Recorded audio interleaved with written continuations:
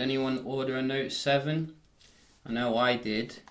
And finally it's here. The Note 7, Samsung's latest flagship for 2016. So very looking forward to unboxing this. I'm going to check it out here. Have a look at Samsung's latest beauty. Oh, I got quivers all over me. Come on, it's been too long, you know, it's been too long. I bet you've already seen a million unboxings, so I'm going to make this one quite quick. Probably don't even need to use a knife here.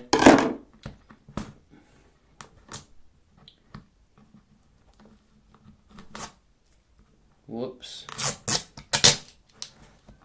It's a bit silly.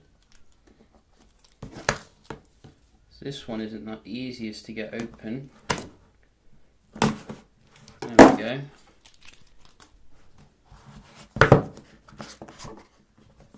Oh, that looks nice.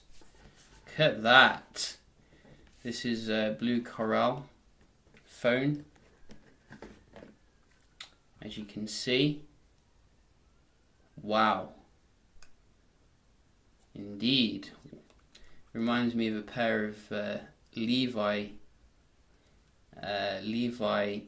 jeans for some reason. I don't know why, but nice.